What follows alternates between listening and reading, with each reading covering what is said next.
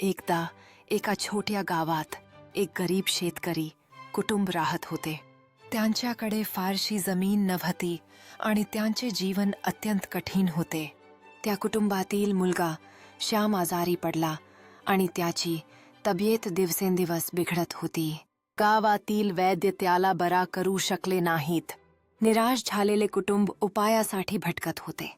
एके दिवशी एक साधू गावात आला. त्याने श्यामची तब्येत पाहिली आणि त्याला आपल्या आशीर्वादाची गरज असल्याचे जाणले. साधूने श्यामाला स्पर्श केला आणि त्याच्यावर आशीर्वाद केले. त्याने म्हटले, बालका, तुझ्यावर भगवंताची कृपा आहे. तुला लवकरच बरे होईल.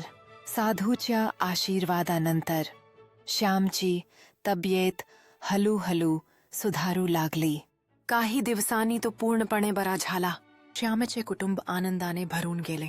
त्यांनी साधूचे आभार मानले आणि त्यांच्या कृतज्ञतेचे प्रकटीकरण केले. साधूने त्यांना सांगितले की ईश्वरावर विश्वास ठेवा आणि सदाचारी जीवन जगण्याचा प्रयत्न करा. तुम्हाला नेहमीच त्याचे आशीर्वाद मिळतील.